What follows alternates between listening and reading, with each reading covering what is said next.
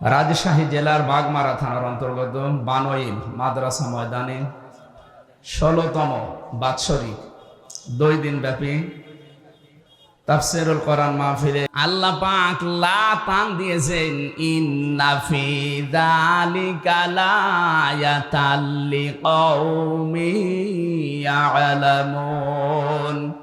এই কথাগুলো বলছে, ওজার গৃহগুলো তোমাদেরকে দেখালাম, জনশূন্য করে দিয়েছি। জালেমদের বাড়ি কেন? ভেতরে শিক্ষা আছে। জ্ঞানী মানুষ যদি হয়ে থাকো, সামনে যদি কোনোদিন ক্ষমতার চেয়ার পাও, কখনো এই কাজ করবা না যেন তোমার বাড়িওয়ালা এরকম করে দেয়। আল্লাহ আমাদেরকে যেন নিজ হাতে বাঁচান, বলেন আমিন। আমরা একটা গ্রাম সম্পর্কে আয়াত পড়েছি, একটা গ্রামের উদাহরণ আল্লাহ উপমা দিচ্ছেন, দৃষ্টান্ত দিচ্ছেন। সূরা নমল ১১২ নম্বর আয়াত, খুব খেয়াল করে শুনবেন। আল্লাহ রাব্বুল আলামিন বলেন, দরাবাল্লাহু মাসালান ক্বরয়াতান কানাত আমিনাতান মুতমাইন্না। প্রত্যেকটি শব্দ থেকে আমরা শিক্ষা বের করব। এইদিকে তাকান। আল্লাহ বলেন, আমি দৃষ্টান্ত দিয়েছি একটা গ্রামের। তাফসিরে মুফাসসিরে গ্রাম সম্পর্কে তথ্য দেওয়ার যে আমি পড়ে দেখি, সেটা মক্কা নগরীকে তারা মিন করেছে, যে মক্কা নগরী এটা কানাত আমিনাতান মুতমাইন্নাতান। দুইটা বিষয় আল্লাহ বলেন সেখানে ছিল। ১ নম্বরে নিরাপত্তা, ২ নম্বরে প্রশান্তি। এই শহরকে আমি আল্লাহ নিরাপত্তা এবং প্রশান্তি দিয়ে ভরে দিয়েছিলাম। ইয়াতিহা রিজকুহা রাগাদাম মিন কুল্লি মাকান। বিভিন্ন দিক থেকে রিজিক আসতো স্বাচ্ছন্দ্যে। তাদের যা প্রয়োজন ছিল রিজিকগুলো বিভিন্ন লাইন দিয়ে, ইয়ামেনের নাম আছে, সিরিয়ার নাম আছে, কাতারের নাম আছে, আশপাশের রাষ্ট্র থেকে আসতো। আল্লাহ পাক বলেন, ফাকাফারাতে বিআনউমিল্লাহ। এই যে কতগুলো নিয়ামতের কথা বললাম, একটা আমানা নিরাপত্তা, ২ নম্বরে মুতমাইন্না প্রশান্তি, নির্মল একটা পরিবেশ, ৩ নম্বরে বিভিন্ন জায়গা থেকে রিজিক এসে তাদেরকে স্বাচ্ছন্দ্যে চলাফেরা করার গ্যারান্টি। কিন্তু এই মানুষগুলো যখন আল্লাহর নিয়ামতের সাথে কুফরি করা আরম্ভ করেছে, কুফরের ধরনগুলো আমি যে 15টা বলেছিলাম, বলবো ইনশাআল্লাহ, ওই জামানায় 14টা ছিল। ফাকাফারাত বিআনউমিল্লাহ। আল্লাহর এই নিয়ামতকে যারা কুফরিতে পরিণত করেছে, কুফরি করেছে আল্লাহর নিয়ামতের সাথে, ফাযাকাল্লাহ। এখানে ফাইল আল্লাহ নিজে। আল্লাহ পাক বলেন, আমি তখন তাদেরকে মজা চাকালাম, স্বাদ গ্রহণ করালাম। লিবাসাল জুই ওয়াল খাউফি, শাস্তি হিসাবে 2টা পোশাক পরিয়ে দিলাম, একটা ক্ষুধার, 2 নম্বরে ভয়ের। বিমা কানু ইয়াসনাউন, কারণ তারা এই কাজগুলো করেছিল। এবার আসেন তো আমরা দেখি আল্লাহ আমাদের কি বোঝাতে চাচ্ছেন এই আয়াত দিয়ে। রব্বুল আলামিন বলেন, পৃথিবী থেকে যে যে গুনাহ করে, এই গুনাহগুলো উপরে চলে যায়। তাফসীরে তাবারির ভেতরে দেখেছি, বিশ্ব নবী যখন যাচ্ছিলেন জিবরাইলের সাথে মেরাজে, তখন দেখলেন কালো কালো কি যেন উঠতেছে উপরে, আর পিপিলিকার মতো কালো কালো কি যেন নামতেছে। নবীজি দেখেই জিজ্ঞাসা করলেন, ইয়া আখি জিবরাইল, এই যে এগুলো কি? ফেরেশতা জিবরাইল বলেছে, হে নবী, আপনার উম্মতের ভেতরে এই দুনিয়াতে যে সেই গুনাহগুলো করে, ওই গুনাহগুলো কালো কালো হয়ে উঠতেছে, আর ওই কালো কালো পিপিলিকার মতো এগুলো কি? নবীজি বললেন, এইগুলো ওরা যে গুনাহ করেছে, এই গুনার শাস্তি হিসাবে আমার আল্লাহ এগুলো দুনিয়ায় পাঠিয়ে দিচ্ছে। তাহলে গুনার কারণে আপনার ভাগ্য নষ্ট হয়, আপনার উপরে বিপদ আসে, এটা আমি বানালাম। সূরা রুমের 41 নম্বর আয়াতটা এর দলিল। যাহারাল ফাসাদু ফিল বাররি ওয়াল বাহরি বিমা কাসাবাত আইদিন নাস লিইউযিকাহুম বা'দাল্লাযী আমিলু লা'আল্লাহুম ইয়ারজিউন। জলস্থলে যে বিপদ আপদ মুসিবত গুলো দেখতে পাও, একটাও আমি আল্লাহ নিজের ইচ্ছায় পাঠাই না, সব তোমাদের হাতের কামাই। যা করো এটাই উপরে চলে যায়, ওখান থেকে শাস্তি হিসাবে আমি আল্লাহ পাঠাই। কেন পাঠায় জানো? লিইউযিকাহুম, তোমাদেরকে আমি স্বাদ চাকাতে চাই। লিইউযিকাহুম বা'দাল্লাযী আমিলু, কিছু আমলের কিছু কাজের স্বাদ আমি চাকাতে চাই। আমি চাই লা'আল্লাহুম ইয়ারজিউন, তোমরা ফিরে আসবে। কিন্তু আমি আল্লাহর এই আশাটা পূরণ হয় না দেখি তোমরা আরো উল্টা বুঝে এ অপরাধ চালাতেই থাকো। এই জন্য জনপদের লোক, এই যে কারিয়া মানে জনপদ, গ্রাম, ওয়ালাউ আন্না আহলাল কুরা আমানু ওয়াত্তাকাউ লাফাতাহনা আলাইহিম বারাকাতিম মিনাস সামাই ওয়াল আরদ। এই পৃথিবীতে জনপদের লোকেরা, গ্রামের লোকেরা যদি ঈমান আনে আল্লাহর প্রতি, ঈমানের দাবি অনুযায়ী যদি তাকওয়া অবলম্বন করে, ভয় নীতি এগুলো করে, আমি আল্লাহ লাফাতাহানা সুপারলেটিভ ডিগ্রি দিয়ে বলছেন, গ্যারান্টি দিলাম। গ্যারান্টি কার? লাফাতাহানা, আমি নিজে খুলে দেব বারাকাত। বহু বচন দিয়েছেন, একটা দুইটা না, বারাকাতিন মিনাস সামাই ওয়াল আরদ, আকাশ আর জমিনে যত বরকতের দরজা সব খুলে দেব। এই খুলে দেওয়ার জন্য ফেরেশতা লাগবে না, আমি আল্লাহ নিজের কুদরত দিয়ে খুলে দেব। সুবহানাল্লাহ বলতে পারেন না? এবার আসেন তো আমরা কি পাঠাচ্ছি আর আল্লাহ আমাদের জন্য কি পাঠান। আমিনাতান মুতমাইন্নাতান, এক নম্বরে ওই গ্রাম যেটা কাবা শরীফ মক্কা শরীফের নাম আছে, এ প্রথম নাম্বারে তার নিদর্শন ছিল, সেটা ছিল নিরাপত্তায় বেষ্টিত। সূরা আলে ইমরানের 93 নম্বর আয়াতের মাঝের অংশে আল্লাহ এই তথ্যটা দিয়েছেন, ওয়ামান দাখালাহু কানা আমিনা। এই কাবায় কেউ প্রবেশ করলে, এরিয়াতে আসলে আল্লাহ তাকে নিরাপত্তা দিয়ে দেয়। রাজশাহীবাসী খুব সূক্ষ্ম বিষয় এখানে একটা লুকিয়ে আছে। কাবার এলাকায় প্রবেশ করলে নিরাপত্তা দেয় কে? আরো জোরে বলেন, কেন? ইন্না আউয়ালা বাইতি উফদিআ লিন-নাস লাল্লাযী বিবাক্কাতা মুবারাকা ওয়া হুদাল লিল আলামিন। অবশ্যই পৃথিবীতে সর্বপ্রথম ঘর যেটা নির্মাণ হয়েছে তার নাম বাক্কা। বাক্কা মানে মক্কা, এটা প্রাচীন নাম। এই মক্কাতে যেটা আছে, এখানে দুইটা জিনিস আমি দিয়েছি, মুবারাকান, বরকতময় করে দিয়েছি, অহুদান, পথ নির্দেশিকা এখানে আছে। একটা কালো গ্লাভ দিয়ে ঢেকে রাখা ঘর, কি বরকত সেখানে, কি রাস্তা তৈরি করা আছে এর ভেতরে। তাফসিরে আমি প্রায় 19টা পয়েন্ট পেয়েছি এই বারাক, মুবারাকান আর হুদান, এই দুইটা শব্দের ভেতরে। এত বরকত আল্লাহ দিয়েছেন আমাদের জাতির পিতা হযরত ইব্রাহিম আলাইহিস সালাম। ওই যে ছোটবেলায় যখন তার সন্তানকে কাবার পাশে রেখে গিয়েছিলেন, ওই সময় তিনি দোয়া করেছিলেন, মাবুদ আমার এই সন্তান আদি এখানে রেখে গেলাম, এদেরকে তুমি গোশত এবং দুধ, কি বললেন? গোশত এবং দুধ, এই দুইটার বরকত ঢেলে দিও। ওই দিন জাতির পিতার দোয়া কিয়ামত পর্যন্ত চলতেই থাকবে, এখনো আছে। ওরা কাবার এলাকা, মক্কাতে আপনি দেখবেন কোনো ফসল হয় না, কিন্তু গোশত আর দুধের কোনো অভাব নেই। উটের গোশত বলেন, ছাগলের গোশত বলেন, দুম্বার গোশত বলেন, ভেড়ার গোশত বলেন, আর দুধ যাদের নাম বললাম এদেরও দুধ হয়। উটের দুধ, ছাগলের দুধ, গরুর দুধ, মহিষের দুধ, যাই বলেন। অথচ কোনো খাবার এখানে তৈরি হয় না, দুধ আর গোশতের কোনো অভাব এখনো নেই, কিয়ামত পর্যন্ত হবে না। এটা জাতির পিতা ইব্রাহিমের দোয়ার ফসল। কি বাবা পেয়েছিলাম, এক দোয়ায় চলছে। আর আমরাও এমন বাবা পাই, কি দোয়া করে খালি হুকা খাই। আপনি দেখেন না কি জোরে হুকা খাচ্ছে। এই শব্দটা নিয়ে আজ যারা ভেজাল বাদিয়েছেন তারা নিরসন করবেন। আমেরিকার স্টাইলে অনেকে আজ জাতির পিতা 8-10 জন 15-20 জন বানাতে চাচ্ছেন না। দুইটার একটা আমার মানি না, কারণ এটা ফায়সাল্লাকৃত বিষয়।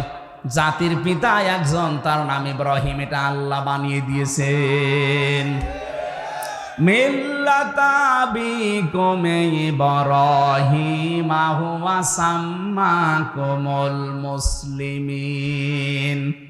তোমাদের জাতির পিতা ইব্রাহিম, কারণ তিনি তোমাদের নাম মুসলমান রেখেছেন। এখানে হুয়ার ফাইল হয় আল্লাহ না ইব্রাহিম। কি হুজুর? ফাইল আমি দুইটা পেয়েছি, হয় আল্লাহ আমাদের নাম মুসলিম রেখেছেন, অথবা আমাদের পিতা যিনি জাতির পিতা ইব্রাহিম নবী, এই নামটা আমাদেরকে দিয়েছেন। কি সুন্দর বাবা, দেখেন তো, অর্থবোধক একটা নাম সন্তানের রেখে দিলেন, মুসলিম, আত্মসমর্পণকারী। আর আমরা এখানে কহু বাবা বসে আছি, সন্তানের নাম এমন ভাবে রেখেছে ও কি হিন্দু নাম না মুসলমান নাম, ও সাদা বোঝা যায় না। কি নাম রেখেছেন আপনি বলেন তো? কিসের নাম রাখলেন আপনি? একজন মুসলমান দাবি করছেন, আর ছেলের নাম মেয়ের নাম ও কি হিন্দু না মুসলমান, বোঝা যাবে না। বলে না ওনারা জেনারেল শিক্ষিত, বুঝতে পারে না। আরে ভাই, জিয়াউর রহমান জেনারেল শিক্ষিত মানুষ ছিল না? কি সুন্দর নাম দেখেন তো ছেলে দুইটার, আরাফাত, তারিক। তারিক জিয়া বলেন, তারিক রহমান বলেন, একই বিষয়। আরাফাত রহমান, আরাফাত জিয়া যাই বলেন, কি সুন্দর অর্থবোধক নাম। জেনারেল শিক্ষিত মানুষ নাম রাখলো কি করে? আর আপনি বলেন আমি জেনারেল শিক্ষিত, কি রাখবো, পুতুল না জয়, আমি টের পাইনি। টের পাননি মানে? তারা জেনারেল শিক্ষিত হয়ে যদি এরকম অর্থবোধক নাম রাখতে পারে, রহমানের রাস্তা, তারিক রহমান। আরে নাম শুনলেই কিয়ামতে হয়তো আল্লাহ বলবে যে ঠিক আছে, যা কিছু যখন পেলাম না, নামের ওসিলায় মাফ করে দিলাম। আর আপনার নামই যদি দেখে হরে, এই এই জন্য আমাদের পিতা হিসাবে কিন্তু 11টা দায়িত্ব পালন করা দরকার। যারা বাবা হয়েছেন, প্রথম নাম্বারে সন্তানের নাম রাখবেন অর্থবোধক একটা নাম। কিয়ামতে আল্লাহ যখন একেবারে মাফ করার কিছুই আর পাবে না, তখন নামের দিকে হয়তো মনোনিবেশ করবে। এটা হাদিসে আমি পেয়েছি। কিয়ামতে আল্লাহ ডাক দিবে মরিয়ম, হাজারো মরিয়ম খাড়া হয়ে যাবে। রব্বুল আলামিন বলেন আমি এত মরিয়মকে চাই না, আমি ঈসা নবীর মা মরিয়মকে ডাক দিয়েছি। মরিয়ম নামের মেয়েরা বলবে রব্বুল আলামিন তুমি তো আর বলার সময় বলনি ঈসা নবীর মা মরিয়ম কোথায়? ডাক যখন দিয়েছো দুনিয়ায় তো শুনি নাই তোমার কথা, আজকে মনে করলাম একটু সাড়া দেই। আল্লাহ পাক বলেন ঈসা নবীর মা মরিয়মের সাথে যাদের মিল আছে যাও জান্নাতে চলে যাও। এই জন্য অর্থবোধক নাম রাখা এটার বাবার আর মায়ের দায়িত্ব। যদিও আমরা অনেকে এটা বেখেয়াল রাখতে পারি না। আবার শুধু অর্থের দিকে কোরআনের শব্দ দেখেই নাম রাখবেন না। সেদিন বলেছিলাম না, একজন কুষ্টিয়ার বড় বাজারের নাম রেখেছে মিহাদ স্টোর। কি গো, কি এ নাম কার? বলছে আমার ছেলের নাম। মিহাদ মানে কি? বলছে কোরআনে পেয়েছি বিসাল মিহাদ। আরে বেটা, নিকৃষ্ট জায়গা, জাহান্নামের এটা নিকৃষ্ট জায়গা। এই জন্য অর্থবোধক নাম রাখবেন। আমি যেটা বলছিলাম, আমাদের জাতির পিতা একটা দোয়া করেছিলেন, আল্লাহ এই নিরাপত্তার শহরে তুমি গোশত এবং দুধের কোনো অভাব কিয়ামত পর্যন্ত দিও না, আল্লাহ দেবেও না। এই জায়গাটা যে এমন নিরাপদ, অথচ এর এরিয়ার বাইরে আপনি যাবেন, সেখানে ডাকাতি আছে, সেখানে ছিনতাই আছে, চুরি আছে, কিন্তু কাবার চত্বরের ভেতরে কোনো ছিনতাই নেই, নিরাপদ। বাবার হত্যাকারীকে দেখার পরও মানুষ ছেড়ে দিতে বলে না, এই জায়গায় কিছু করা যাবে না। আল্লাহ বলেন আমান দাখালাহু কানা আমিনা, পুরা জায়গাটা আমি নিরাপত্তা চাদর দিয়ে ঢেকে রাখলাম। বাংলাদেশ তো আর কাবা শরীফ না, কি এটা কি কাবা শরীফ? তাহলে এই জায়গায় যদি নিরাপদের শহর বানাতে হয়, এটা তো 6010 কিলোমিটার দূরে। বাংলাদেশটা সেই সৌদি আরব থেকে 6000 কিলোমিটারের উপরে। এই জায়গাটা এই 56,000 বর্গ মাইলের দেশটা যদি আন্তর্জাতিক বিভিন্ন যে চক্রান্ত চলছে, ষড়যন্ত্র চলছে, বিশেষ করে আমাদের প্রতিবেশীদের, এদের এই চক্রান্ত থেকে বাঁচাতে শান্তি, স্বস্তি, নিরাপত্তা দিয়ে যদি ঢেকে রাখতে হয়, কাবা শরীফের এরিয়ার মতো অবশ্যই কোনো কাজ আছে। কি সূরা আনামের 82 নম্বর আয়াতে আল্লাহ এই কাজটা দিয়েছেন, আল্লাযীনা আমানু ওয়া লাম ইয়ালবিসু ঈমানাহুম বিযুলমিন উলাইকা লাহুমুল আমন ইলা আখিরি আয়া। আল্লাহ পাক বলেন যারা ঈমান আনবে জনপদের, আর ঈমানের সাথে জুলুমকে মিশ্রণ করবে না। এখানে জুলুম মানে শিরিক। জুলুম মানে কি বলেন? বলেন, যারা ঈমানের সাথে শিরিককে মেশাবে না, উলাইকা লাহুমুল আমন, এরাই আমানতে, আমানার হকদার। এখানে নিরাপত্তা, আমান মানে হক, নিরাপত্তার হকদার এরাই আমি আল্লাহর পক্ষ থেকে। 56,000 বর্গ মাইলকে যদি নিরাপত্তা চাদর দিয়ে ঢেকে রাখতে হয়, সে যে কোনো শত্রু থেকে, অবশ্যই দেশে শিরিক মুক্ত দেশ গড়া লাগবে। অথচ 15.5 বছরে শিরিকের কারখানা তৈরি করেছিল। প্রতিষ্ঠান থেকে শুরু করে এমন কোনো জায়গা ছিল না যেখানে শিরিক নেই। মোড়ে মোড়ে মূর্তি তৈরি করার মাধ্যমেও শিরিক। কথা বলে না কেন? এত টাকা বাজেট করে করে খরচগুলো করেছিলেন, কি হলো? একটা দিনও তো যায়নি। কুষ্টিয়ার 5 রাস্তার মোড়ে যেটা বানিয়েছিল, ছাতা এত শক্ত যে ভাঙা যাচ্ছিল না। শেষ পর্যন্ত ক্রেন নিয়ে এসে ভেঙেছে ব্যাগো দিয়ে। কি শক্ত! একে না, এখন ওই জায়গায় শহীদ চত্বর নাম দিয়েছে, কারণ 14 জন এক জায়গায় মারা গেছে ওই জায়গাটায়, আর 2 জন মারা গেছে বাড়িতে যাওয়ার পথে। এই 16 জন, এই জন্য ওই চত্বরটার নাম এখন আর বাবা চত্বর নেই, নাম দিয়েছে এখন শহীদ চত্বর। আল্লাহর 99টা নাম চারিদিকে খোদাই করে করে লিখে সাইনবোর্ড টাঙিয়ে দেওয়া হচ্ছে যে এটা শহীদ চত্বর। কিয়ামত পর্যন্ত হয়তো এইটা থাকবে না, কিন্তু পরিবর্তন হয়ে গেলে আগামী প্রজন্ম আবার আল্লাহর নামগুলো লিখে দেবে। কথা বলে না কেন? মানুষ কুষ্টিয়ার শহরে ঢুকতেই দেখবে যে আল্লাহর নামগুলো চোখে পড়লেই যদি বলে ইয়া রহমানও, একবারে 10টা নাকি হয়ে যাবে। আর যদি দেখতো জায়গায় দাঁড়িয়ে আছে আল্লাহর ওলি, ও দেখলেই বড় দোয়া করতো যে আর কাজ পাওনি। এই জন্য আমাদের এই দেশকে যদি শান্তি, আমরা নিরাপত্তার চাদরে ঢেকতে চাই, শিরিক মুক্ত এই দেশ গঠন করা লাগবে। যারাই কাজ করছেন শিরিক মুক্ত হওয়ার জন্য কাজ করেন। আমি তো একটা বললাম, জনগণ ক্ষমতার উৎস না। যারা বিশ্বাস করেন তারা শিরিক করছেন, আর শিরিক যারা করে তারা মুশরিক। কথা বলে না কেন? যারা এই বিশ্বাস করে ক্ষমতার উৎসকে বলেন, তারা একেবারে সব কিছু ছেড়ে দিয়ে কাজ চালান। এইটাই যেন বাংলাদেশে কায়েম করতে পারি যে ক্ষমতার উৎস জনগণ নয়, ক্ষমতার উৎস আমার আল্লাহ। ডাইরেক্ট ইনডাইরেক্ট মিলে 903 জায়গায় আয়াতটা আল্লাহ দিয়েছেন, লিল্লাহি মুলকুস সামাওয়াতি ওয়াল আরদ কুলিল্লাহুম্মা মালিকাল মুলকি তুতিল মুলকা মান তাশা। ডাইরেক্ট এত আয়াত থাকার পরও এদেশের মুসলমানরা কেন এটা মানতে চায় না আমি বুঝি না। আরে ভাই, কোরআনের চোখ আমি লাগিয়ে দেখতে পাচ্ছি আপনি মুশরিক। আপনি মারা গেলে আপনার জাহান্নামী স্থান হবে, জান্নাত হারাম হবে। কি করবেন? নামাজ পড়ে রোজা রেখে বাঁচাতে চায়, আপনি না বাঁচিয়ে দৌড় দিচ্ছেন জাহান্নামের দিকে। ফিরে আসেন। পৃথিবী যেহেতু 100 বছর পরে এখানে আমরা কেউ থাকবো না, সব চলে যাব মাটির নিচে। নতুন মানুষ এখানে আসবে। শিরিক করেন, বেদাত করেন, কুফরি করেন, যার জন্য যা করে সম্পদ অবৈধ রেখে যাচ্ছেন, ভুল করছেন আপনি। আমার এই ছোট্ট গানে বলে ভুল করছি আমরা, কারণ এখান থেকে যদি 200 বছর পরে ইসমাইল সাহেব আবার এই জায়গায় ফিরে আসে, এই বেলঘরিয়া মাদ্রাসায় এসে যদি বলে মাদ্রাসার আমি ভাইস প্রিন্সিপাল ছিলাম, এই ভবন আমি বানিয়েছি, এই বাড়িটা আমার বাড়ি, আমার মনে হয় 200 বছর পরে যারা এখানে পড়বে, এই বাড়িতে যারা থাকবে, তারা ওনারে ঢুকতেও দেবে না। বলে কিসের ইসমাইল আপনি? আপনার যদি থাকার জায়গা না থাকে ওই মসজিদের বারান্দায় রাত থেকে চলে যান, অথচ ওই লোকটা এখানকার মালিক ছিল। কথা বলছি না কেন? এই বাড়িটা বানাতেছে বৈধ অবৈধ দেখেনি, বাবা শাহজালাল সব হালাল বলে কামাই করেছে, অথচ তার পরবর্তী 3 প্রজন্ম, তার ছেলের ছেলের ছেলের ছেলে, মাত্র 3 প্রজন্ম পরে ওনারা চিনবে না। এই তো দুনিয়া। এইটার জন্য যেন আমাদের বিশাল আখিরাত আমরা নষ্ট করি না ফেলি। বলেন আমিন।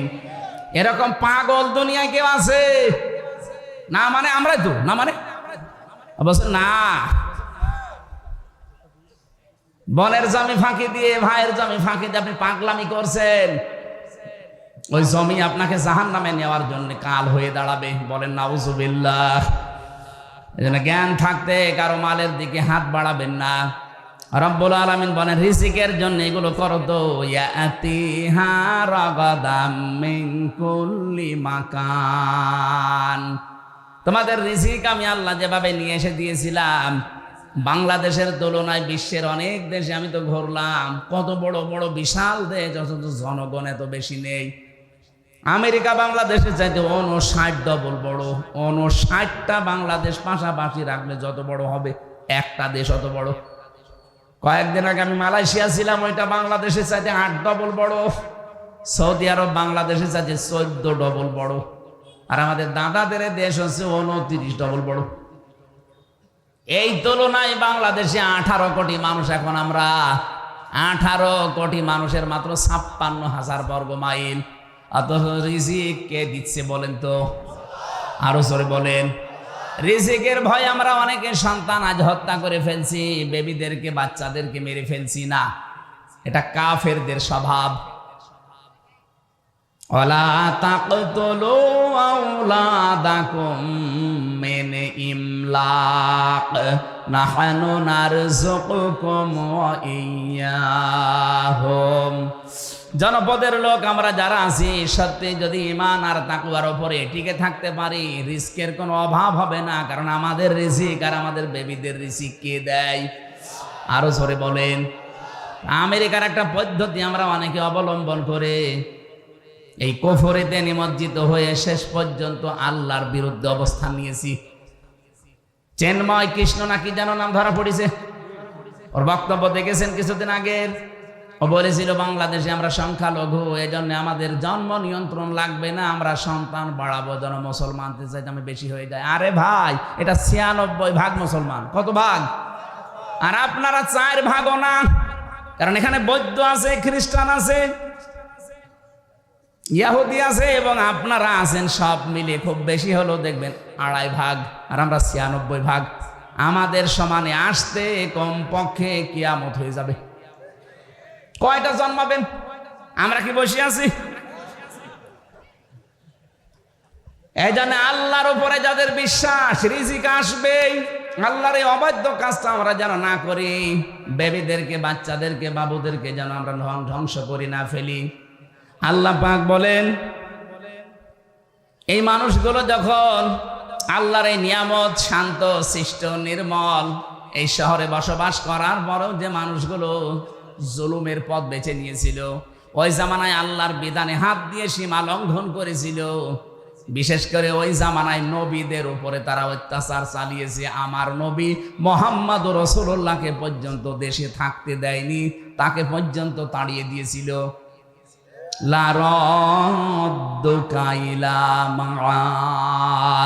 আল্লাহ গ্যারান্টি দিয়েছেন, হে নবী, যেখান থেকে চলে যাচ্ছেন আবার এই জায়গায় আমি আল্লাহ আপনাকে ফিরিয়ে নিয়ে আসবো। এই আয়াতের তাফসীর আমি 2টা তথ্য পেয়েছি। পৃথিবীর ময়দানে যারা কোরআনে কারিমের সাথে সম্পৃক্ত থাকার কারণে দেশে থাকতে পারে না, ওরা যদি হিজরত করে, ও আল্লাহ পাক ওদেরকে অবশ্যই আবার ফিরিয়ে নিয়ে আসবেন সম্মানের সাথে। যেমন মাওলানা আবুল কালাম আজাদ, এই কথা বলছে না কেন? আরো কত মানুষ আছে, আমি নাম নিলাম না, যারাই কোরআনের জন্য নির্যাতিত, নির্বাসিত হয়েছেন, তাদেরকে আল্লাহ রাদ্দু কাইলা মাদ ফিরিয়ে আনবেই, অপমান না, সম্মানের সাথে। আর যারা কোরআনের সাথে বিয়াদবি করে দেশ ত্যাগ করবে, নির্বাচিত হবে, নির্বাসিত হবে, এই মানুষগুলোকে ফিরিয়ে নিয়ে আনার কোনো গ্যারান্টি আমার আল্লাহ দেয়নি। তার প্রমাণে চেঙ্গিস খান, লক্ষণ সেন পালিয়েছে, আজ পর্যন্ত ফিরে আসেনি, আসবেও না কিয়ামতের আগে। কথা বলে না কেন? কোরআনের বিরুদ্ধে অবস্থান নিয়ে যারা নির্বাসিত হবে, এদেরকে আল্লাহ ফিরিয়ে নিয়ে আনার গ্যারান্টি দেয়নি। এখানে 15.5 বছরে আমরা অনেকেই নির্বাসিত ছিলাম বিভিন্ন কায়দায়, কিন্তু আল্লাহ আমাদেরকে বাঁচিয়েছেন। ওয়াজাইনাল্লাযীনা আমানু ওয়া কানু ইয়াত্তাকুন। বলেন, আল্লাহ নিজে বলছেন, ওয়াজাইনাল্লাযীনা আমানু, যারা ঈমান এনেছে আমি আল্লাহ নিজে তাদেরকে রক্ষা করেছি। সুবহানাল্লাহ বলতে পারেন না? এজন্য জালেম যারা 3 মাসে অনেকে আত্মহত্যা করছে, অথচ মুসলিম মানুষগুলো আজ 15টা বছর আত্মহত্যার পথ তো বেছে নেয়নি, টিকে ছিল। কিয়ামত পর্যন্ত যদি মুসলিমদের উপরে কেউ জালেম করেই থাকে, আল্লাহ নিজে তাদেরকে দাঁড় করিয়ে রাখবে। ওয়াং জাইনার ফাইল আল্লাহ নিজে। এই জন্য আমরা সাবধান হব। কুফরের মাধ্যমে নবীর এখন নেই, নবীদের ওয়ারিসরা আছে, তাদের সাথে আপনি মাজায় দড়ি দিয়ে আদালতে টানতেন। এই যে আমার মাজায় দড়ি দিয়েছিল, শুধু দড়ি দিয়ে, হাতে হ্যান্ডকাপ দিয়ে, পায়ে দিয়েছে ডান্ডা বেড়ি। মাওলানা রফিকুল ইসলাম খানের মতো একটা মুরব্বী মানুষ আমার মাঝে মাঝে বলতো, হামজা দেখো, আমি একটা মুরব্বী মানুষ, আর আমার মাজায় দিয়েছে দড়ি, আমার পায়ের সাথে ডান্ডা বেড়ি দিয়েছে। তাও এক পায়ে দিলে হয়, দুই পায়ে ডান্ডা বেড়ে দিয়ে আবার মাথায় দড়ি, হাতে হ্যান্ডকাপ দিয়ে টেনে নিয়ে যাচ্ছে, মানুষ গরু নিয়ে যাচ্ছে। মানে একটা আলেম মানুষ না, এক কথা বলছে না কেন? ওনার নামের আগে দেখবেন মাওলানা আছেন, কামেল পাশ, মাওলানা রফিকুল ইসলাম খান। আপনি আমার মতো ছোটখাটো হুজুরকে দিলেন, সে তো হুজুরদের উস্তাজ। এদেশে আলেমদের যে সংগঠন আছে, ওলামা পরিষদ আছে, তার সভাপতি তিনি। আর তার মাথায় আপনি দড়ি দিয়ে, হাতে হ্যান্ডকাপ দিয়ে, তাও ডান্ডা বেড়ি, খুব কষ্ট পেয়েছে লোকটা। কাশিমপুর থেকে আদালত পর্যন্ত বেনা 3.5-4 ঘন্টা সময় লাগে। এত সময় ওনার বেঁধে নিয়ে আসা লাগবে কেন? উনি কি পালিয়ে যাচ্ছে? আলেমদের উপরে এই জুলুম করার কারণে আল্লাহ পাক বলেন, ফাআযাকাল্লাহ লিবাসাল জুই ওয়াল খাউফ, দুইটা শাস্তি নাজিল করব তাদের মজা চাকানোর জন্য। 1 নম্বরে তাদের ক্ষুধা দুর্ভিক্ষ দেব। তাকান এখন ওদের ক্ষুধা আছে না নেই? যেই কয়জন আদালতে দেখতে পাচ্ছেন ক্ষমতা চিরস্থায়ী না, আদালতে নেওয়ার সময় মনে হচ্ছে কত রকমের ক্ষুধা ওদের ভেতরে। আল জুই ওয়াল খাউফ, 2 নম্বরে ভয়, চেহারার ভেতরে ভয়ের ছাপ আল্লাহ তৈরি করে দিয়েছে। বিমা কানু ইয়াসনাউন, কারণ তারা এতদিন এই কাজ কারবার করেছিল। আল্লাহ আমাদেরকে যেন এই আয়াতের যে মূল শিক্ষা, আল্লাহর অবাধ্যতা করে জো এবং খাউফ, এই দুইটা যেন চাপিয়ে না দেয়। যদি একবার দুর্ভিক্ষে পড়ে যায়, আমরা কিন্তু করে গণহারে মরব। সামনে যারা আসবেন তারা যেন বিশেষ করে আল্লাহওয়ালা যারা নবীদের ওয়ারিস, তাদের সাথে বেয়াদবি করবেন না। আপনি নিজের কপালে নিজে আগুন লাগাবেন। আল্লাহ আমাদেরকে বাস্তবে আয়াতটা প্র্যাকটিক্যাল লাইফে যেন সেট করে দেন, বলেন আমিন। আল্লাহ পাক বলেন, ফাতিল কাবুয়ুতুহুম খাবিয়াতান বিমা যালামু ইন্না ফি যালিকা লাআয়াতান লিকাউমিন ইয়ালামুন। আল্লাহ যারা আঙ্গুল দিয়ে এভাবে মানুষকে দেখাচ্ছেন, ফাতিলকা বুয়ুতুহুম, বাইতুন না বুয়ুত, বহু বচন দিয়েছেন। আল্লাহ পাক বলেন, এই সেই ঘরগুলো, এ তাদের ঘর, এই যে এই যে এই যে এই যে এই যে এই যে এইভাবে দেখাচ্ছেন। খাবিয়াতাম বিমা যালামু, জনশূন্য করে দিয়েছি, সার শূন্য করে দিয়েছি, ওজাড় গৃহ বানিয়ে দিয়েছি তাদের জুলুমের কারণে। আয়াতটা নাজিল হয়েছে 1500 বছর আগে, ঘটনা আরো 1000 বছর আগের। হযরত লূত আলাইহিস সালামের জামানায় আল্লাহ এই কাহিনীটা ঘটিয়েছিলেন। এই ঘটনাটা আমাদেরকে কেন শোনাচ্ছেন? কারণ ওই জামানায় তারা যেই পাপে লিপ্ত হয়েছিল, 2024-এর 5 আগস্টের আগ পর্যন্ত অনেকে এই পাপে লিপ্ত হওয়ার জন্য আন্দোলন করছে। সমকামিতা, আল্লাহর পুরা সিস্টেম পাল্টিয়ে ফেলেছে তারা। একজন পুরুষের আকর্ষণ হবে নারীর প্রতি, নারীর আকর্ষণ হবে পুরুষের প্রতি। এ সিস্টেম আল্লাহ দিয়েছেন নিজে। যুজ্জিনা লিন্নাসি হুব্বুশ শাহাওয়াতি মিনান নিসা, মানুষের কাছে আমি আকর্ষণীয় করে দিয়েছি, লোভনীয়, সুশোভিত, দেখলেই মানুষের আকর্ষণ হবে কয়েকটা জিনিস। তার ভেতরে স্ত্রী, তার ভেতরে কি? আল্লাহ পাক এখানে যুজ্জিনা লিন্নাসি হুব্বুশ শাহাওয়াতি মিনান নিসা দিয়েছেন, মেয়ে লোকের নাম। জাওজাতুন শব্দ দিলে আমরা বুঝতাম সরাসরি স্ত্রী লোকের নাম দিয়েছেন। নেসা মানে মেয়ে লোক, মেয়ে লোকের প্রতি আকর্ষণ তৈরি করেছেন কে? আর আসতে বলেন। এটা শুধু আজকের দিনে না, যেদিন বানিয়েছে আল্লাহ ওই দিন থেকেই।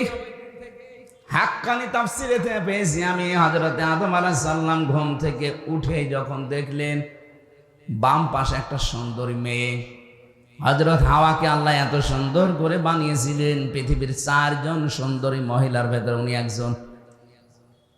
এ কাটিং বলে বোঝানো যাবে না। ঐশ্বরিয়াকে দেখেছেন? কারা কারা দেখেছেন হাত তোলেন তো।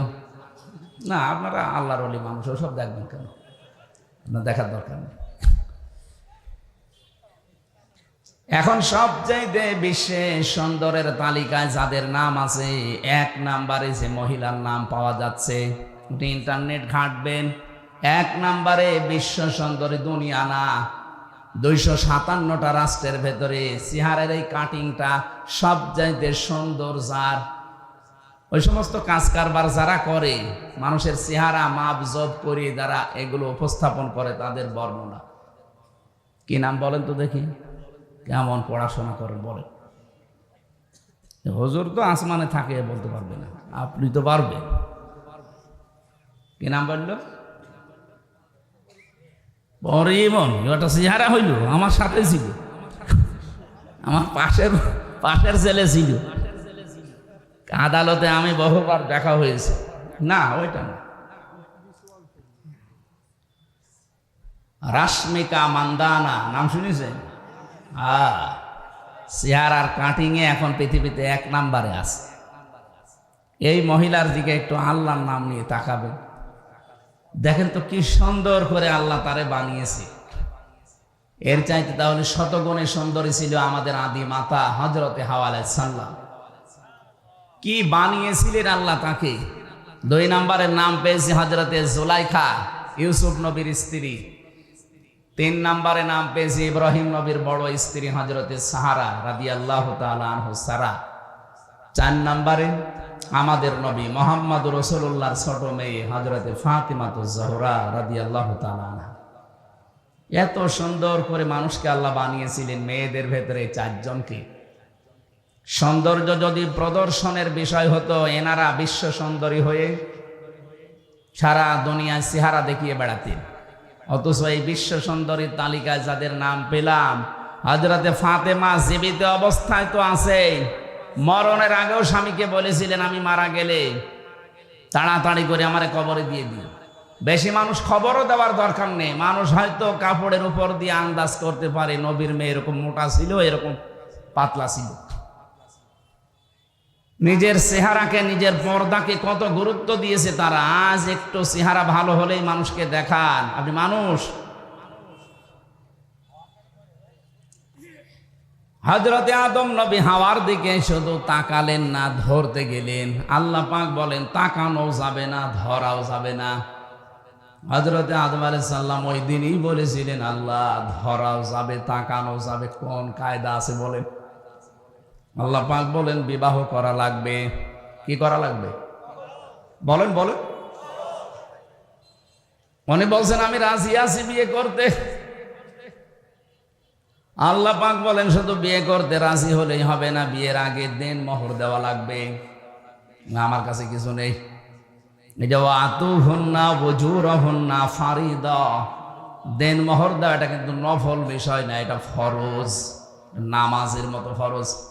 আজ যদিও অনেকে এরকম আদায় করতে চান না, যেটা যে ফরজ অনেকে জানেন, তারপরও দিতে চান না।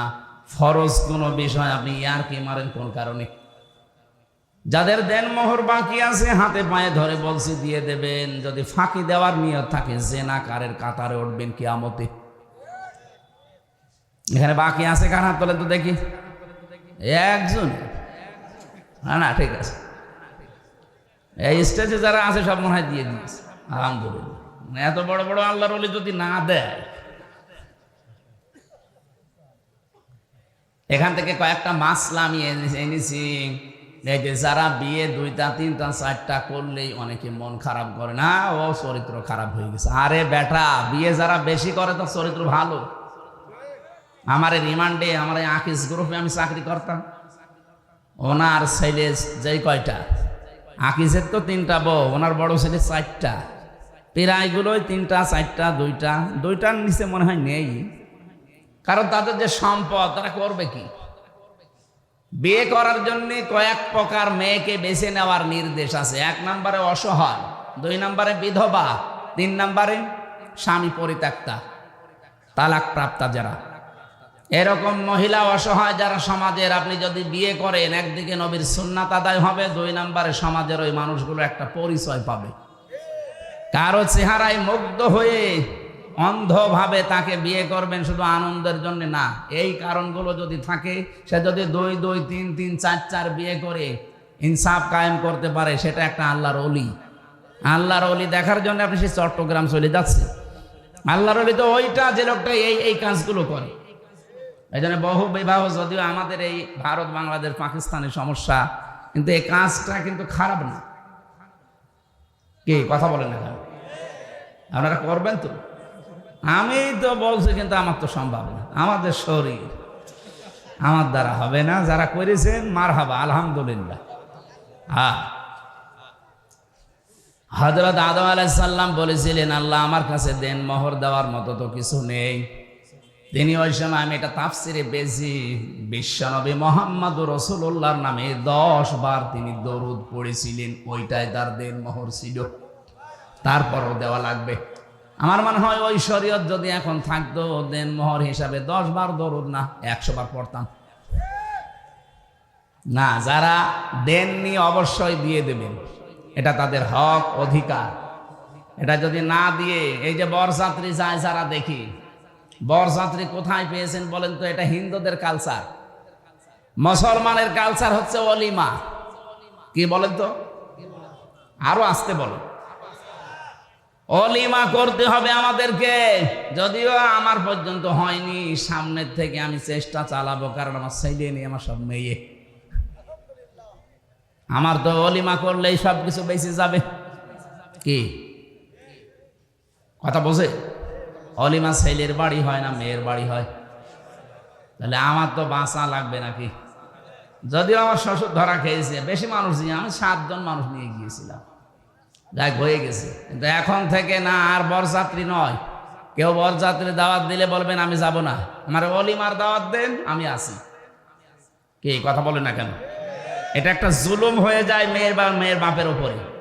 18, 20 বছর, 22 বছর এত কষ্ট করে একটা মেয়েকে লালন পালন করার পরে আপনার হাতে তুলে দিচ্ছে, এরপরও আবার তার কাছে 200 মানুষ খাওয়ানো লাগবে। মানে এই যে 20 বছর 25 বছর পর্যন্ত মেয়েটার পেছনে যে খরচ, তাকে লেখাপড়া করানো, খাওয়ানো, বলেন তো এর উপকার সারা জীবন তার বাবা মা একদিনও পাবে না? যত উপকার এখন থেকে সারা জীবন আপনি পাবেন। আপনার সন্তান সে পেটে নেবে, আপনার সন্তান লালন পালন করা, সেবা করা, যা করা সাংসারিক সব আপনার বউ করছে এই মেয়েটা। এত কিছু সারা জীবনের জন্য ফ্রি দেওয়ার পরেও ওকে দেখছে, তাই তো কত না। এরপরে আবার আপনাকে 200 লোক খাওয়াতে হবে কোন কারণে? এই জন্য বরযাত্রীদের সিস্টেম বাদ দেওয়া দরকার। যারা ছেলের বাবা আছেন, এটা বাদ দেবেন তো? এই বেটা তো আওয়াজ পাওয়া যাচ্ছে না, তার মানে এটা চলবে না। এখন থেকে অলিমার সিস্টেম চালু হবে ইনশাল্লাহ। কথা বলেন ইনশাআল্লাহ। বরযাত্রী দাওয়াত দিলে একেবারে মুখের উপরে না করে দেবেন না, আমি ওই ছোট লোকের কাজে নেই, আমার অলিমার দাওয়াত দেন, দরকার আমার বউ নিয়ে যাব। কথা বলেন না কেন? আমার ভাইরা, আমি এখান থেকে যেটা নিয়ে আসার জন্য বলছিলাম, সেই পৃথিবীর শুরু থেকে এই মেয়েদের উপরে আকর্ষণ তৈরি করেছেন কে? এটা এখন বিকর্ষণে পরিণত করে মহিলাই বিয়ে করবে। আজ 3 দিন আগে কুষ্টিয়ায় 2 জন মহিলা জিদ ধরেছে যে আমরা বিয়ে করব, যদি না দেন আমরা মরে যাব। তোমরা মেয়েরা বিয়ে করবে, তাই আমরা কি করছি? কি কথা বলেন? আমাদের কাজ কি? এই সমকামিতা এটা প্রমোট করছে এক শ্রেণীর মানুষ। ঢাকায় নাকি এখন শুনছি মানবতার অফিস নামে সমকামিতার অফিস তারা চালু করতে চাচ্ছে। না, এটা হতে দেওয়া যাবে না, এটা আল্লাহর পুরা নিষিদ্ধ। এরা উল্টিয়ে ফেলেছে আল্লাহর সিস্টেমকে। এই জন্য আল্লাহ জর্ডানে একটা জায়গাকে ডেড সি বানিয়ে দিয়েছেন, মৃত সাগর। এই দেশকে আল্লাহর গজব দিয়ে ঢেকে ফেলার জন্য অনেকে সূক্ষ্ম ষড়যন্ত্র করছে। এই 15.5 বছরের ভেতর এটার বীজ বপন হয়েছে। আমরা চাই না এই পাপটা এদেশে জারি হোক। লূত আলাইহিস সালামের ঘটনাটার কাহিনী আমি এই জন্য ইঙ্গিত দিলাম। আল্লাহ বলেন এই সেই ঘরগুলো আল্লাহর অবাধ্যতায় পরিণত হয়েছিল। এই ঘরগুলো দেখেন, বিমা জলামু, তাদের জুলমের কারণে। আল্লাহ রাব্বুল আলামিন এই খাফিয়াতান শব্দ আয়াতের মাঝে দেওয়ার পরে আমার মনে হয় এই আয়াতটা 2024 সালের 5 আগস্টের বিকাল 5টার আগে মনে হয় নাজিল আরেকবার হয়েছে। আল্লাহ ফাতিলকা বুয়ুতুহুম, তুমি একটু তাকাও না কেন এই সেই ঘরগুলো। ফানজুর কাইফা কানা আকিবাতু মাকরিহিম, আন্না দাম্মারনাহুম ওয়া কওমাহুম আজমাইন। হ্যাঁ নবী, একটু নজর করেন না, এই মকরবাজগুলো, এই দুর্বিসন্ধি ষড়যন্ত্র যারা করেছিল, এদের আচরণ, এদের পরিণাম আমি আল্লাহ কি করেছিলাম আপনি দেখেন। আন্না এর ফাইল সরাসরি আল্লাহ নিজে, দাম্মারনাহুম ওয়া কওমাহুম আজমাইন, তাদেরকে এবং তাদের জাতিকে, কওমকে আমি আল্লাহ সমলে ধ্বংস করে দিয়েছিলাম, শিকড় পর্যন্ত তুলে ফেলেছি। এখান থেকে আমি যেটা পেয়েছি বাংলাদেশের সাথে, এই যে খাওয়াবিয়াতান শব্দটা দিয়ে, আল্লাহ বলেন ওদের জুলুমের কারণে ওদের বাড়ি ঘরগুলো পরিত্যক্ত হয়ে আছে, ওজাড় গৃহ বানিয়ে দিয়েছি, জনশূন্য করে দিয়েছি। এর বাস্তব প্রমাণ আমার কুষ্টিয়ার হানিফের বাড়ি। আপনাদের মোহনপুরে আল্লাহর ওলির খবর কি আমি জানি না? হ্যাঁ, আগস্টের 5 তারিখের পরে আমি সর্বোচ্চ 10 দিন বাইরে ছিলাম, সিঙ্গাপুর, মালয়েশিয়া দিয়ে। এরপরে তো এদেশের প্রায় থানায় আমি যাচ্ছি, যেখানেই যাচ্ছি দেখছি জালেমদের বাড়ি ঘরে খাওয়াবিয়াতান আল্লাহ বানিয়ে দিয়েছে। এটা যদিও জনগণের হাতে, কিন্তু এর ফাইল আল্লাহ নিজে। আন্না দাম্মারনাহুম, আমি নিজে তাদেরকে ধ্বংস করেছি। এদের বাড়ি ঘরগুলো পরিত্যক্ত। 3 দিন আগের পত্রিকা, সবচাইতে দামি বাড়ি যেটা মানুষ চুমা খেত গিয়ে, এই বাড়ি এখন জাতীয় টয়লেট হয়ে যাচ্ছে। জামাতবদ্ধ হয়ে 8-9 জন একসাথে যাচ্ছে আর বিভিন্ন দিকে মুখ করে চালাচ্ছে। বলেন তো, এত দামি বাড়ি, এত দামি নামি জায়গা যদি আল্লাহ জাতীয় টয়লেট বানিয়ে দিতে পারে, এর পরের শব্দের লাম আছে, ইন্না ফি যালিকা লাআয়াতান, এখানে লামে তাকিদ। আল্লাহ বলেন এর ভেতরে নিদর্শন আছে, অবশ্যই নিদর্শন আছে। লিকাউমি ইয়ালামুন, যারা জ্ঞানী তাদের জন্য কি নিদর্শন। এত বড় বড় পাকা পাকা জালেমের বাড়িগুলো যদি আল্লাহ উজাড় গৃহ বানিয়ে দিতে পারে, আগামীতে যারা চেয়ারে বসবে এরাও যদি এরকম জালেম হয়, তাদের বাড়ি ঘর উজাড় গৃহ হয়ে যাবে। কে বোঝাতে চায়? আমার মনে হয় আপনি বুঝাতে পেরে ফেলেছেন। এরপরেও যদি কেউ না বোঝার ভান করে থাকেন, সেদিন আপনার বাড়ি এরকম পায়খানা হবে, সেদিন টের পাবেন। এই জন্য যেন না হয়, কারণ জুলুমের এই জায়গাগুলো আল্লাহর কাছে অভিশপ্ত হয়ে যায়। যারা হজ করতে গেছে স্যার সহ জিজ্ঞাসা করেন, একটা জায়গা আছে একটু জোরে যাওয়া লাগে, গজবের জায়গা ওইটা। আবু জেহেলের বাড়ি পর্যন্ত গজবের জায়গা। জাতীয় টয়লেট নাই, ইন্টারন্যাশনাল টয়লেট বানিয়ে দিয়েছে আল্লাহ। অথচ কি দামি জায়গা, বাদশার বাড়ি।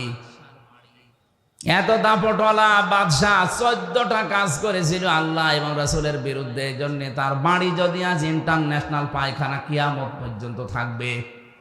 15টা কাজ আপনি এক কাটি বেশি করে ফেলেছেন এই 15.5 বছরে। আমি বলবো যদি সময় থাকে সামনে, 15টা কাজ করার পরে আপনার বাড়িও দেখবেন জালেমদের বাড়ি আল্লাহ জাতীয় টয়লেট বানিয়ে দেবে। কারণ আছে। কাবা শরীফ তাওয়াফ করার পরে ওই উপরে গেলাম, হঠাৎ দেখছি পেটে আমার যন্ত্রণা, ব্যথা করছে। এক পুলিশকে ডাক দিয়ে বললাম, ইয়া সাদিক তাল, এ ভাই এদিকে আসেন, বন্ধু এদিকে আসেন। বল কি? জিজ্ঞাসা করলাম আমার নিজের ওনার ভাষা দিয়ে, আমার পেটে তো ব্যথা করছে, এতক্ষণ তো ভালোই লাগছিল, ফার্মেসি কত দূর? আমার বলছে, ইয়া হাজিল হজ্জা তাই না বিলাদুকা, হাজি এই দেশ কোথায়? যে তুমি বাংলাদেশ, বাংলাদেশ থেকে এসেছি। আমার বলছে, হাজি জানেন না এটা কোন জায়গা? না তো। আবু জেহেলের বাড়ি। আপনি এখনো পায়খানা না করে দাঁড়িয়ে আছেন? তাড়াতাড়ি করেন। পায়খানা করে এসে দেখি আমার পেটের ব্যথা ভালো হয়ে গেছে। আল্লাহ আমাকে জানাতে চাচ্ছে, হামজা এত টাকা খরচ করে আসলে আর এই শয়তানের বাড়ি পায়খানা না করে চলে যাবা? আমার তো মনে হচ্ছে আগামী থেকে বাইরের দেশ থেকে যারা আসবে, জালেমদের বাড়ি ঘরগুলো আল্লাহ ওইরকম টয়লেট বানিয়ে দেবে।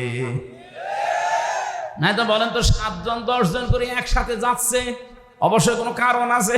হয়তো কারো পেটে ব্যথা, অথবা কারো চাপ বেশি। কথা বলছেন না কেন? জালেমদের জায়গাগুলো যেহেতু অভিশপ্ত হয়ে যায়, সত্যি সত্যি যদি কাজ করেন দেখবেন আপনি সুস্থ হয়ে গেছেন। না আমার বাড়ি আপনার বাড়ি আবার যেন 5 বছর পরে এরকম জাতীয় টয়লেট হয়ে না যায়। আল্লাহ যেন আমাদেরকে বাঁচান এই জুলুম করা থেকে, বলেন আমিন। শব্দটা এত ভয়ঙ্কর শব্দ, জালেম যারা।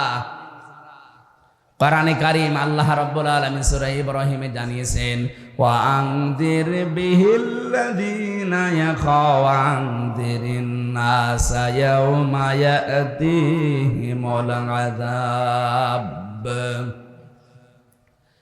ওয়া আনদিরিন নাসা ইয়াওমা ইয়াতিহিমুল আযাব ফায়াকুলুল্লাযীনা যালামু রব্বানা আখিরনা ইলা আজালিন করিব নুজিব দাওয়াতাকা ওয়া নাত্তাবি'র রাসূল আওয়ালাম তাকুনু আকসামতুম মিন ক্বাবলু মা লাকুম মিন সাওয়াল। বলেন আল্লাহু আকবার। এই আয়াতটা আরবিতে পড়লেই কেমন যেন আমার ভেতরে একটা কম্পন তৈরি হয়। বাংলাদেশের সাথে কত মিল। আওয়ালাম তাকুনু আকসামতুম মিন ক্বাবলু মা লাকুম মিন সাওয়াল। আল্লাহ পাক প্রশ্ন দিচ্ছেন, আরে ওরা কি বলতো না এর আগে যে আমাদের কোনো লয় নেই, ক্ষয় নেই, কোনো ধ্বংস নেই? 15.5 বছর যা যা বলেছে আল্লাহ মনে হচ্ছে 15.5 বছরে কোরআনে কারিমে ওইগুলোই দিয়ে দিয়েছে। সব কথার এক কথা, আমরা যাই করি যেন জালেম না হই, মাজলুম হই। কারণ মাজলুমের পক্ষে আমার আল্লাহ, কিন্তু জালেমের বিপক্ষে আল্লাহ নিজে মামলা দেবে। ইন্নামাস সাবিলু আলাল্লাযীনা ইয়াযলিমুনান নাস। সূরা শুরার 42 নম্বর আয়াতের প্রথম অংশে আছে, অবশ্যই আমি আল্লাহ নিজে অভিযোগ দেব, মামলা দেব, কেস করব জালেমদের বিরুদ্ধে, যারা মানুষের উপরে জুলুম করে। এখানে ইয়াজলিমুন আল মুসলিমুনা নেই, ইয়াজলিমুনা মুজারে, এরা লাগে নাস দিয়েছেন, মুসলিমুনা দেয়নি আল্লাহ। মানুষ হয়ে যদি কেউ মানুষের উপরে জুলুম করে এবং করবে, অনেকে এখন করছে না কিন্তু নিয়ত করে আছে যে করব, সুযোগ পাই, এরকম নিয়ত অনেকের নেই। অনেকে এই নিয়ত করে অলরেডি বসে আছে যে একটু বসি আগে দেখেন কি করি। এই জন্য ইয়াজলিমুনা দিয়েছেন। বর্তমান ভবিষ্যতে, ভবিষ্যৎ বলতে কিয়ামত পর্যন্ত মানুষ হয়ে যারা মানুষের অধিকার নষ্ট করে, তাদের উপরে জুলুম করছে, করবে, তারা মামলার আসামি। হামজার কার? আপনি টের পাচ্ছেন কত কঠিন শব্দ এটা? আল্লাহ নিজে মামলা দায়ের করবেন। মামলার বাদী যত বড় হয়, শক্ত হয়, মামলা কিন্তু ওই রকম কঠিন হয়ে দাঁড়ায়। আমরা যদি কোনো সলিমদ্দি মামলা দিত, আল্লাহর কসম 3 দিনের বেশি আমি থাকতাম না। কারণ আমি যে জায়গায় ছিলাম, ক টাকা লাগবে আপনার? আকিজ গ্রুপ তো বাংলাদেশের 2-3 জনের ভেতরে একজন। আমি ওদের খতিব ছিলাম, যা চাইতাম ওরা তাই করতো। যে গাড়ি দিয়েছিল দেখেছিলেন না, কোটি টাকার উপরে দাম। একটা খতিবকে বাংলাদেশে এত টাকার গাড়ি দেয়, বাড়ি দেয়, কে দিয়েছে? ওরা সব করেছিল আমাকে দিন প্রচারের জন্যে। বলেছিল যা লাগে সব করব, শুধু দিনের কথাগুলো প্রচার করবেন, টাকা পয়সা যদি কেউ দেয় ওগুলো মাদ্রাসা বানাবো, ওখানে দিয়ে দেবেন, আপনার যা লাগে আমরা দেব। এখান থেকে একটা মাসলা বলি, এই যে দিনের প্রচারক যারা, বিশেষ করে দায়ী ইলাল্লাহ, এটা যদি ইখলাসের সাথে কেউ কাজ করে, যারা আজ বাংলাদেশের নাম করা বড় বড় আলেমের নাম নিয়ে যে 1,50,000 না হলে আমি যাব না, এদের পিটানো দরকার। কোন জায়গায় পেয়েছেন ভণ্ডামি? একটা মানুষ চলতে কয় টাকা লাগে? আমার নামে যারা এগুলো করেছিলেন বা করছেন, যদি আমি দেখিনি কোনো জায়গায়, যদি পাই, আমি তো আজ পর্যন্ত কেউ 5 টাকা দিয়েছে না 2 টাকা দেখিও না। যার মাধ্যমে নিয়ে সে পকেটে যা দিয়ে দেয় তাই। যদি 5 লাখ দেয় ভালো, যদি 5 টাকা দেয় তাও ভালো। আমার 300 টাকাও দিয়েছে, 280 টাকা আমার খরচ। আমি ঝিনাইদহ শৈলকুপায় গিয়েছিলাম, যাওয়া আসা, তখন যেতাম ওই ভ্যানে, বাসে, করিমন, নসিমনে। 300 টাকা দিয়েছে, খাবার দাবার দিয়ে সব মিলে 280 টাকা আমার খরচ, 20 টাকা বেশি ছিল। আর এক পর্যন্ত তুলেছে। একটা মামলা সিএমএম কোর্ট, জজ কোর্ট, হাইকোর্ট, কত টাকা লাগে জানেন? 32 বার তুলেছে মামলা। আমার 2 মামলায় যদি আমার মনে হয় 30-32 লাখ টাকা আমার বাবা চলে গেছে। আর এখন সেই মামলার আয়ু সেই ওসি কল দিয়ে বলছে হুজুর মাফ করে দিন। মাফ কিসের? আগে টাকা ফেরত দেন। মাফ করে দেবো, অসুবিধা না, আগে টাকা ফেরত দেন, এরপরে বলেন আস্তাগফিরুল্লাহ। কথা বলছেন এখন? শুধু আমার সাথে না, এই 15.5 বছরে যার সাথে যে অপরাধ করেছেন, সে জামাত বুঝি না, শিবির বুঝি না, বিএনপি বুঝি না, যার সাথে অপরাধ আপনি করেছেন তার কাছে আগে ক্ষমা চাবেন আর তার ক্ষতিপূরণ দিয়ে দেবেন। আপনি তার ক্ষতিপূরণ দেবেন না, 15.5 বছরে আপনার কারণে লোকটা উপরের চেয়ারে উঠতে পারেনি। কি এরকম মানুষ নেই দেশে? আপনার কারণে লোকটার ব্যবসা বন্ধ হয়ে গেছে, আপনি চাঁদাবাজি করেছেন, মিথ্যা মামলা দিয়ে, মিথ্যা সাক্ষী দিয়ে ওর জীবন থেকে 8-10 বছর ধ্বংস করে দিয়েছে। খুন, গুম আর আয়না ঘর তো আছে। আমার ওই 10 দিনে আমি আয়না ঘরে যা দেখেছি, এত বড় বড় নখ হয়ে গেছে এক একজন, এত বড় বড় নখ, মনে হচ্ছে যে দাড়ি গোব চুল জঙ্গল থেকে আসতেছে। তো প্রতিদিন পাইনি, কয়েকদিন শুধু পেয়েছিলাম। এই মানুষগুলো এই নখ দিয়ে দেখতাম, এই খুশিয়ে খুশিয়ে লিখেছে দেওয়ালের সাথে, আর ভাঙা ভাঙা অক্ষরে লিখা আছে, ভাই কেউ যদি বাইরে যেতে পারেন এই নাম্বারে একটু বলবেন যে এই নাম্বারের লোকটা বেশি আছে। আর আপনি বলেন আমি কি করেছি যে আমার দেশ থেকে তাড়িয়ে দিল? আপনি তাড়িয়ে চলে গেছেন, বেঁচে গেছেন, যা করেছেন দেশের মানুষ জানে না। তাই আমি তো বের হয়েই বলতে চেয়েছিলাম, কিন্তু গোয়েন্দারা আমারে বলেছে না, কিচ্ছু বলা যাবে না, যদি বলেন আবার নিয়ে আসবেন। কিন্তু এখন তো আর নেই। এই কয়েকদিন আগে গোয়েন্দা বিভাগের প্রধান যিনি দায়িত্বে পেয়েছে, উনি আমারে বলছিলেন মাহফিল যেখানে হবে বাংলাদেশের 56,000 বর্গ মাইলে কারো অনুমতি নেওয়া লাগবে না। কিসের অনুমতি নেওয়া লাগবে? যেখানে যেই ফোর্সে কথা বলা দরকার কোরআন থেকে বলবেন, কিন্তু 2টা কথা কমিটিকে বলবেন, তারা যেন মেয়েদের আলাদা জায়গা এবং পর্যাপ্ত ওদের টয়লেটের যে ব্যবস্থা আছে ওইগুলো করে দেয়, পর্দাটা ঠিক রাখে। আর ছেলেদের যে জায়গাগুলো, এখানে আলোর ব্যবস্থা করতে বলবেন। বাকি কোরআনের কথা বলতে কোনো বাধা নেই। যদি কেউ কিছু বলে শুধু আমারে তার নাম ঠিকানা দেবেন, ওর ঠ্যাং ভেঙে ফেলবে। আমি বললাম যে স্যার আপনি এতদিন ছিলেন কোথায়? বলছে না, আমিও বৈষম্যের শিকার, আমি এতদিন দায়িত্ব পাইনি, আমি কিছুদিন আগে পেয়েছি। আমি মুসলমান, যেভাবে করা লাগে মুসলিম একজন দায়িত্ব আমি ওইভাবে পালন করবো। আপনি চালাবেন কোরআনের কথা। এই জন্য এখন দেখছে আর কেউ বাধা দিচ্ছে না। অনুমতির তো প্রশ্নই আসে না, কিসের অনুমতি লাগবে? এই পাশের থানা মোহনপুরের যে দায়িত্ব ছিল, মোহনপুর পবা মিলে, ওনার কাছে অনুমতি নেবেন? ওকে মুসলমান, কি নাম যেন ছিল, আইন উদ্দিন। কিসের আইন? বেআইনি কাজ করে 15.5 বছর ছিল, ওর নাম আমার আইন উদ্দিন দিয়েছে।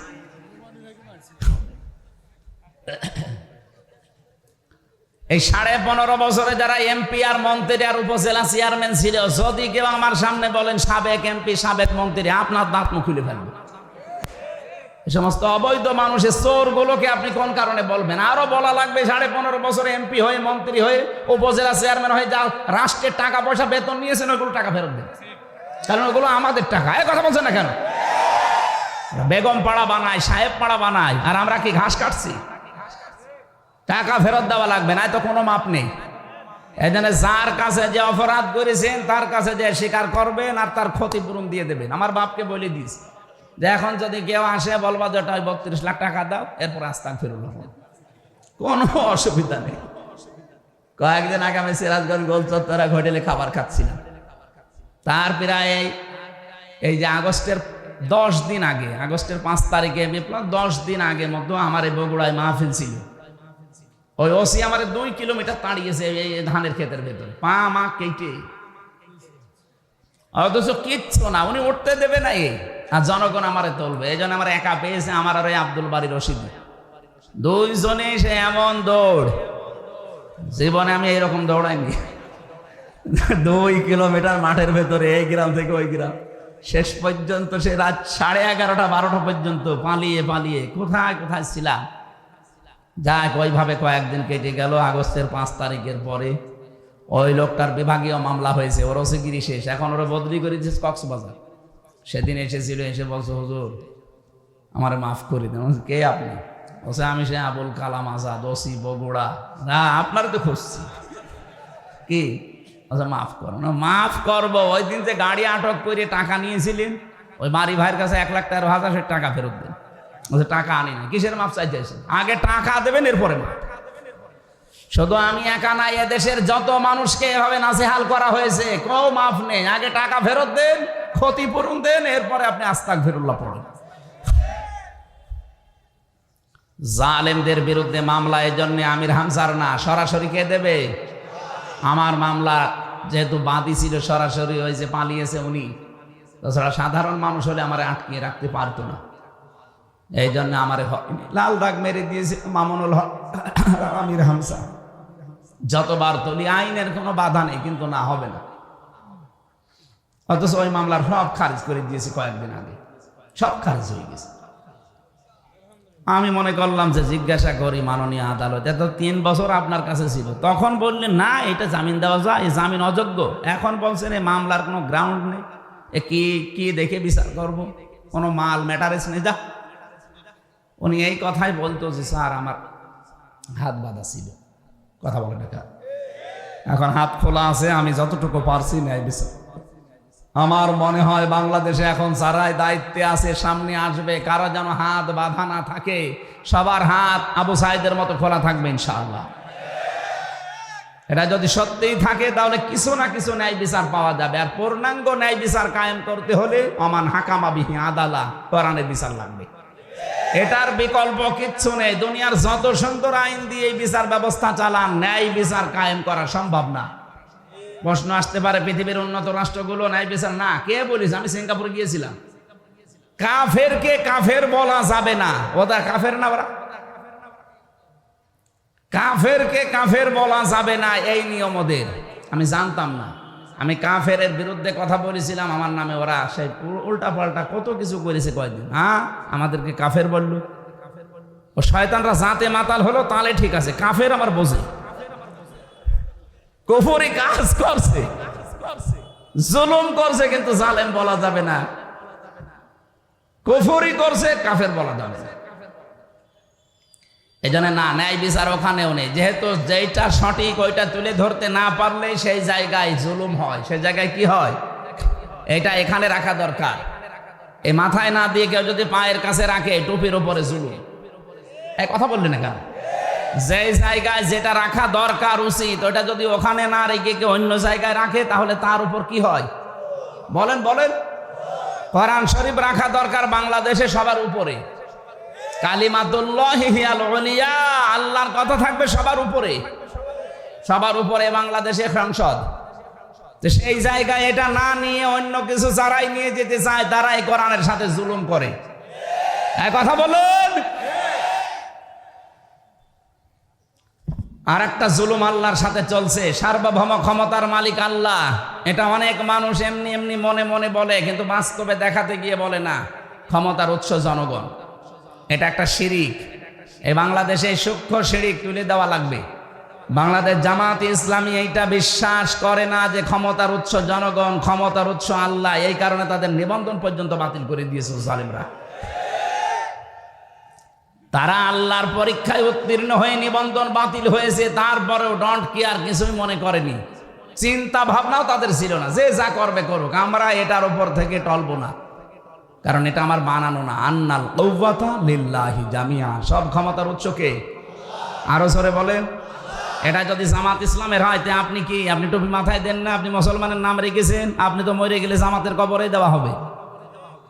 এই জন্য যাদের এই বিশ্বাস আছে, আপনি আজকে থেকে এই বিশ্বাস পাল্টান। অথচ এই মজলুম দলটার উপরে আজ সারা বাংলাদেশে এক শ্রেণীর নামে আলেম, কি পড়ে আলেম হয়েছে জানি না, এই মানুষগুলো এই মাজলুম মানুষদের উপর একটা তহমত লাগিয়ে দিয়েছে যে এদের আকীদা খারাপ। এটার উপর একটা জুলুম। কখনো এই কথা আর বুঝে শুনে বলবেন না। 5টা কথা, 5টা বই পড়া পড়েছেন কোনোদিন আপনি এদের? আপনি আকীদা খারাপ বলেন মানে? আপনার এত ভালো আকীদা যে ফাঁসির দড়িটা গলার কাছে আসলে তখন আকীদা টের পাবেন। অথচ যে মানুষগুলোর বলেন আকীদা ভালো নেই, এ মানুষগুলো ফাঁসির দড়ি গলার কাছে নিয়ে 3 ঘন্টা ঘুমিয়েছে। আমার নিজের সাক্ষী, শহীদ মীর কাশেম আলী 3 ঘন্টা পরে যার ফাঁসি, কারারক্ষীকে বলছে ভাই আমি 2 ঘন্টা ঘুমালাম, তুমি 1 ঘন্টা আগে আমার ডেকে দিও। অথচ তার দড়ি ফাঁসির গলার কাছে।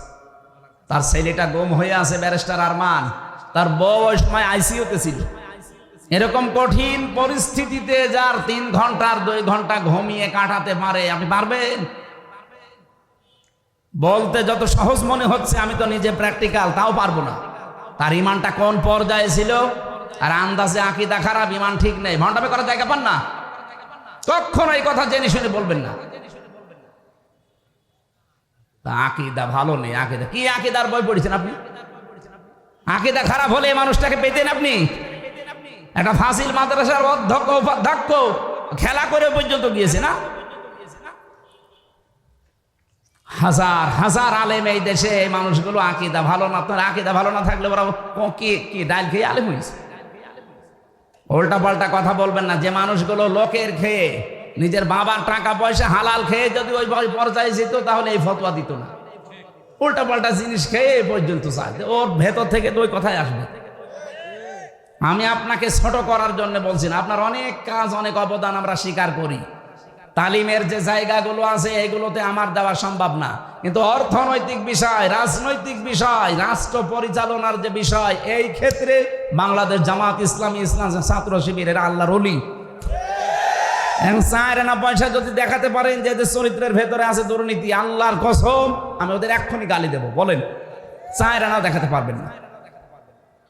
আপনি আল্লাহর ওলি দেখতে এসে কোথায় চলে যাচ্ছেন? সিলেটে। কিসের আল্লাহর ওলি দেখতে যান? আল্লাহর ওলি তো ওই লোকটা, যে লোকটা তার লেনদেনে স্বচ্ছ। 5টা গুণ লাগে আল্লাহর ওলি হওয়ার জন্য। 5 নাম্বার এটা, লেনদেনে স্বচ্ছ হওয়া লাগে। আর এই দেশে লেনদেনে স্বচ্ছ কে আপনি টের পাচ্ছেন না? বলেন তো। সত্যকে সত্য জানার পরও আপনি গোপন রাখবেন কোন কারণে? আমি কি বেশি বলে ফেললাম? আপনি একটা কথা প্রমাণ করেন যে হ্যাঁ, এদের চরিত্রের ভেতরে কি কি খোঁজ পেয়েছেন। এরা তো আর মাদ্রাসায় আপনার মতো 24 ঘন্টা পড়ে না। জেনারেল শিক্ষিত মানুষ একজন, একটা বিড়ি খায় না, একটা সিগারেট খায় না, একটা লাল পানি খায় না।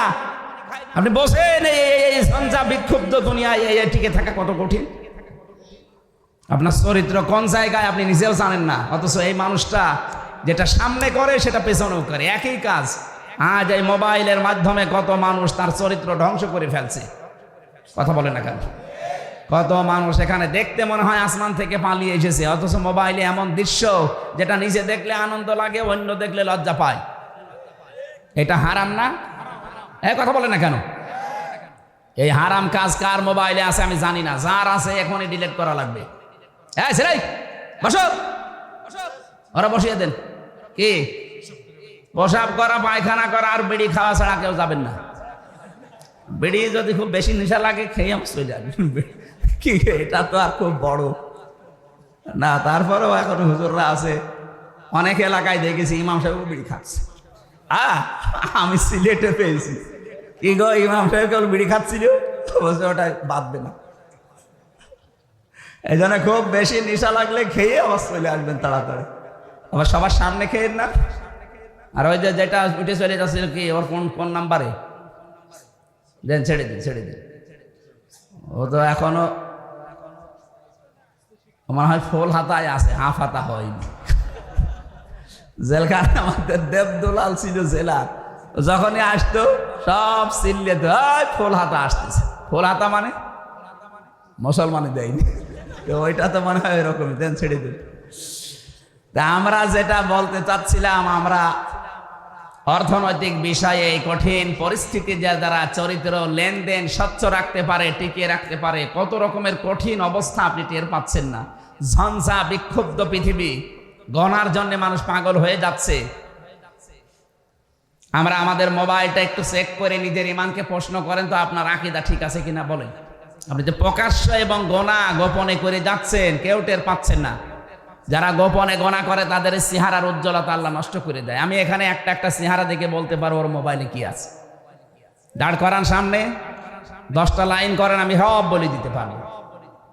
এমন কোন দৃশ্য যদি থাকে যেটা নিজে দেখলে আনন্দ পান, অন্য কেউ দেখলে লজ্জা লাগে, এক্ষুনি ডিলিট করা লাগবে, এক্ষুনি, সে যেই হোক। করেন, তাড়াতাড়ি করেন, ডিলিট করেন তাড়াতাড়ি, তারপরে ওয়াজ করবো। ডিলিট করবেন কিনা বলেন, হাত তোলেন তো, কারা কারা করবেন। কি আছে মোবাইলে দেখে? তুই বসে আছেন, মুরব্বী মানুষ, দাঁড়িয়ালা মানুষ, নাউজুবিল্লাহ। না, গান আছে, ভালো গান রাখবেন, ইসলামিক গান যেগুলো এগুলো রাখবেন, পরিমনির গান আবার রাখবেন না। লা হাওলা ওয়ালা কুওয়াতা ইল্লা বিল্লাহিল আলিয়্যিল আযীম। আল্লাহুম্মা গফিরলি ওয়ারহামনি ওয়াহদিনি ওয়াফিনি ওয়ারযুকনি ইয়া রাব্বাল আলামিন। আল্লাহ, যে কথাগুলো বলতে চেয়েছি সহজ ভাষা দিয়ে তোমার বান্দা বান্দিরা আশা করি বুঝেছে, জীবনে আমল করার তৌফিক দাও।